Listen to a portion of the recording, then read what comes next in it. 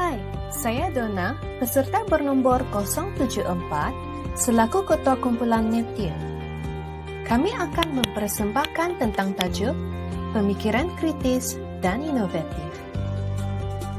Menurut Kamus Dewan, kritis bermaksud tidak dengan begitu sahaja menerima atau mempersetujui sesuatu. Pendeknya, menimbangkan baik buruknya terlebih dahulu.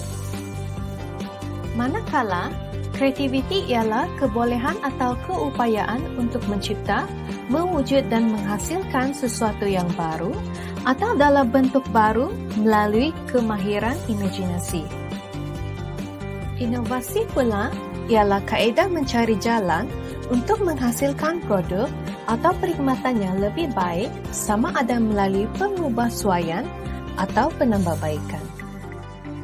Hai, saya Nur Nabila dengan nombor peserta 075. Kenapa kita perlu berfikir secara kritis dan inovatif? Kebaikan 1. Tingkatkan kualiti dan prestasi.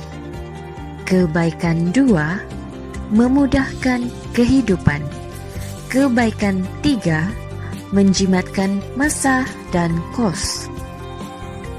Hai, saya Darren, nomor peserta 076, akan memberikan salah satu contoh situasi dalam mempraktikkan pemikiran kritis dan inovatif.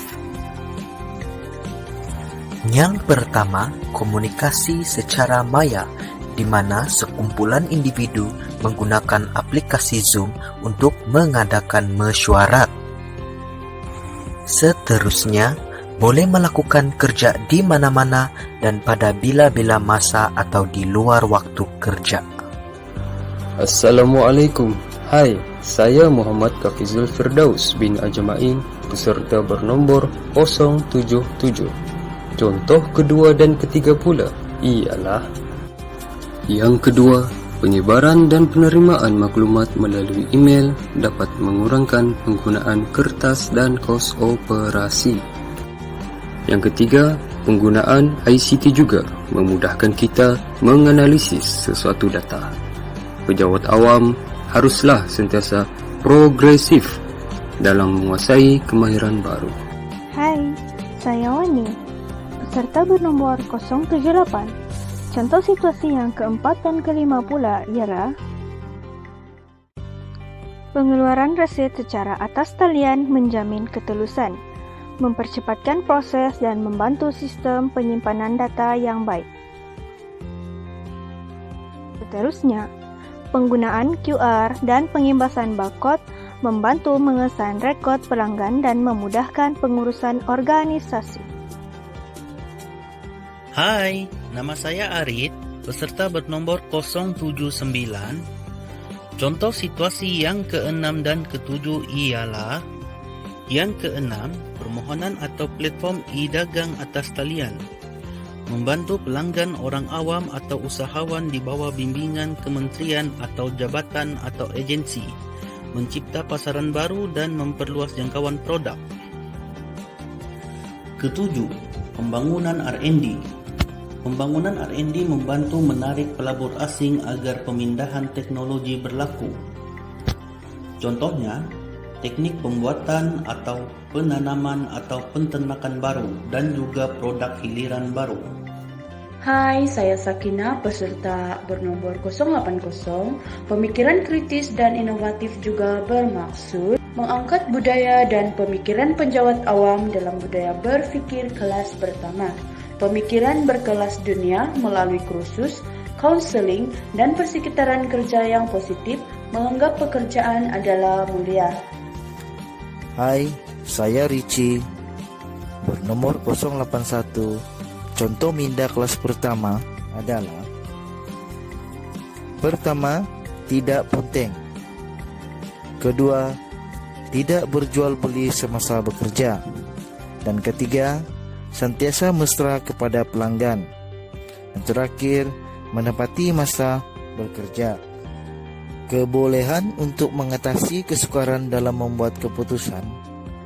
Contohnya, menjawab aduan awam tentang bencana alam seperti tanah runtuh dan kerusakan fasiliti awam. Hai, saya Dayang Sari Bulan. Nomor peserta 082. Apakah kebaikan pemikiran kritis dan inovatif terhadap penjawat awam? Apa ya? Yang pertama, meningkatkan imej perkhidmatan awam. Yang kedua, meningkatkan kepuasan pelanggan dan stakeholders. Yang ketiga, meningkatkan kualiti dan produktiviti perkhidmatan. Yang keempat, menambah baik kerjasama antara agensi dan jabatan. Saya Nur Farina, peserta bernomor 083. Sebagai penjawat awam, kita haruslah berwaspada terhadap penggunaan ICT dalam pengamalan pemikiran kritis dan inovatif. Ini adalah untuk melindungi maklumat rahasia dan terperingkat kerajaan kerana kita terikat dengan Akta Rahsia Rasmi 1972, Arahan Keselamatan Kerajaan dan Buku Arahan Keselamatan iaitu Perkara 42 hingga 60. Aku janji Pegawai Awam Negeri Sabah 2008 dan semua peraturan berkaitan yang berkuat kuasa.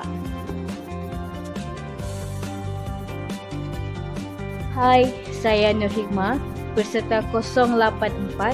Sebagai kesimpulan, marilah kita sebagai penjawat awam mempraktikkan berfikir di luar kotak untuk memastikan penyampaian perkhidmatan yang berkesan dan berkualiti. Selain itu, adalah penting bagi penjawat awam membina keazaman untuk terus menimba ilmu pengetahuan dan kemahiran agar perkhidmatan awam terus berada di hadapan serta memberi hala tuju kepada rakyat dan kerajaan ke arah pencapaian matlamat pembangunan negara. Terima kasih dan selamat maju jaya. Bye. Jaga diri, jaga jarak.